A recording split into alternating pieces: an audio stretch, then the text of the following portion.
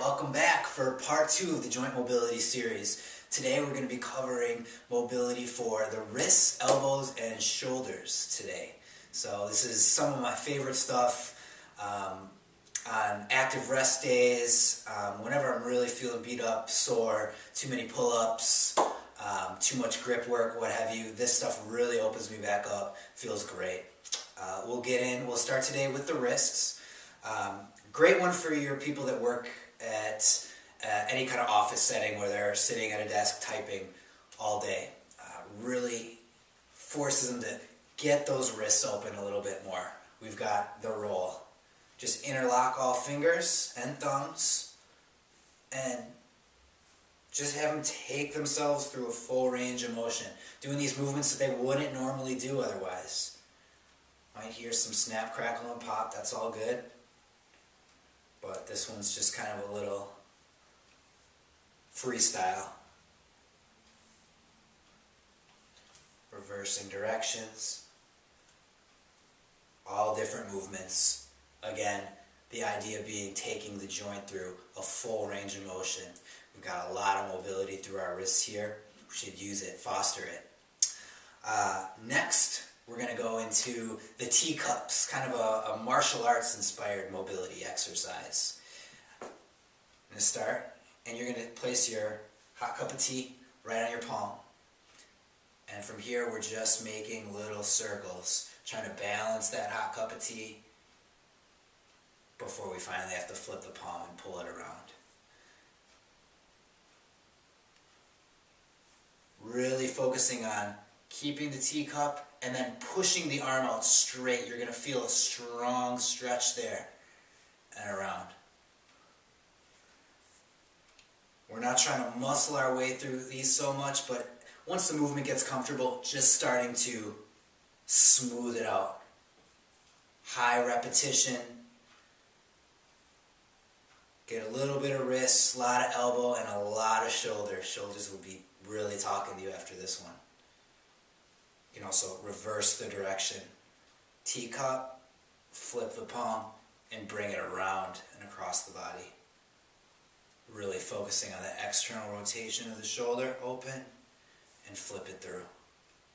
Looks like nothing. Try 30, 40 repetitions, and you'll see. You'll feel the heat, you'll feel it all open. It's so good. Make sure you get both sides. Especially when starting out with my clients, I like to do one arm at a time. It just gives them a little bit less to focus on. They can really focus on the quality of the movement and getting that rhythm. And once that's established, we just want this nice, easy flow. Takes us into our next mobility exercise. Again, really focusing elbow, shoulders, the Egyptian, like to call it. First we had the teacups, now we have the Egyptian.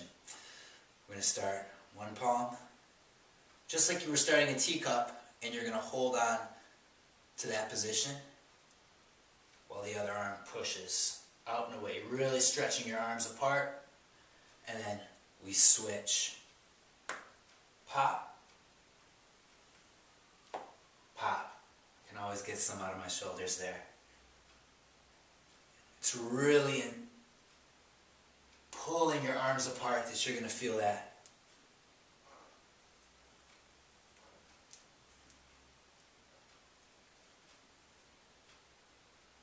We really focus strongly on that internal rotation of the shoulder. It feels so good as you reach forward, charge forward with the opposite arm.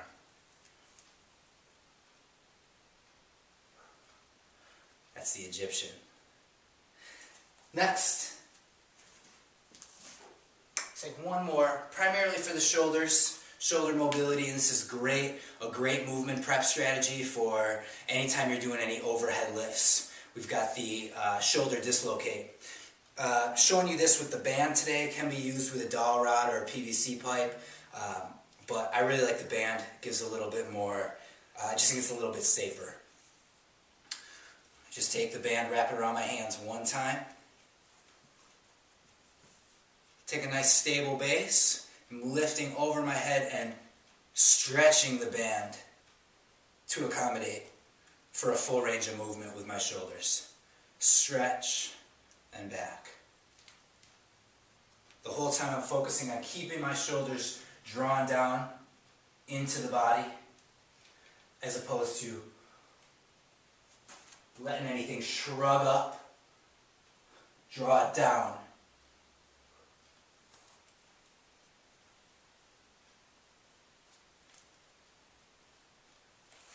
Again, a few repetitions there. Just a very nice way to open up the shoulders. Teach the body how to keep the shoulder connected to the body while adding movement. So not only are we taking the most mobile joint in the body, the shoulder, and fostering great movement, we're fostering safe movement. Going to make the client less likely to injure themselves when they're doing those heavy overhead lifts. All right, that's going to wrap us up for the mobilizations of the wrists, elbow, and shoulder.